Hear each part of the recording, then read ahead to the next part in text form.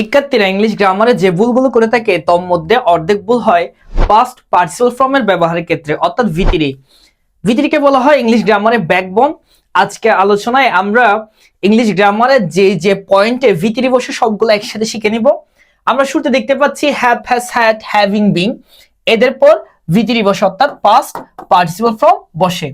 এক্ষেত্রে আমাদের মাথায় রাখতে হবে হ্যাভ, হ্যাজ, হ্যাড এই তিনটার ক্ষেত্রে নাউন কিংবা নাউন ফ্রেজও বসতে পারে, আর হ্যাভিং, বিং এরপরে ভিতিরি বসবে। এরপর দেখতে পাচ্ছি should have, could have, would have, might have, must have, অর্থাৎ মডেলের পর যদি হ্যাভ আসে, মডেল অক্সিলারি ভার্বের পরে হ্যাভ আসলে এই হ্যাভ এর পরে কি বসবে? ভিতিরি বসবে। পরের রুলসটি হলো মডেল অক্সিলারি ভার্বের পর যদি বি আসে, অর্থাৎ এটা ঘটনাটা ঘটবে প্যাসিভের ক্ষেত্রে। মডেল অক্সিলারি ভার্বের পর যদি বি আসে তখন এই বি এর পর কি হবে? মেইন ভার্বটা ভিতিরি হবে। পরের রুলসটি প্যাসিভ অক্সিলারি, অর্থাৎ প্যাসিভে মেইন ভার্বটা সবসময় কি হয়? ভিতিরি হয়, ওইটাই বোঝানো হচ্ছে। এরপর টু বি কিংবা need to be, to be কিংবা নিড টু বির পরে কি হয়? ভিতিরি হয়। পারফেক্ট ইনফিনিটিভ এই স্ট্রাকচারটা আমরা অনেকে জানি না। টু হ্যাভ এর পরে যখন ভিতিরি বসে তখন তাকে বলা হয় পারফেক্ট ইনফিনিটিভ, অর্থাৎ টু হ্যাভ এর পরে কি বসে? ভিতিরি বসে। বাট হ্যাভ টু বললে have to, has to, had to তখন হবে বেস ফর্ম। আর হ্যাভ বা গেট, হ্যাভ বা গেটের পর যদি অবজেক্ট আসে, এবং অবজেক্ট অবশ্যই যদি বস্তুবাচক হয়, আমি আবারও বলছি অবজেক্টটা যদি বস্তুবাচক হয় তখন এরপর হবে ভিতিরি। এবং এক্ষেত্রে এই ভার্বগুলোকে বলা হয় পজিটিভ ভার্ব। আমরা পরবর্তী কোনো লেকচারে পজিটিভ ভার্ব নিয়ে ডিটেইলস আলোচনা করব। এই স্ট্রাকচারগুলোর উপর ডিপেন্ড করে আমরা কম্পিটিটিভ এক্সামে কোন ধরনের প্রশ্ন আসে তা একটু দেখে নিই। শুরুতে আমরা দেখতে পাচ্ছি রাইট ফ্রম বার্থ রিলেটেড কিছু টপিক প্রশ্ন। You should have study harder. আমরা জানি মডেলের পর যদি হ্যাভ আসে তখন ভিতিরি বসে, তাহলে স্টাডিটা কি হবে? স্টাডিড হবে। এরপর the homework is being do now.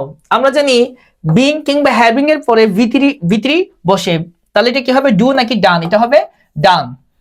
এরপর this problem needs to be. আমরা জানি টু বি কিংবা নিড টু বির পরে ভিতিরি বসে, তাহলে এখানে সলভটা কি হবে? সলভড হবে।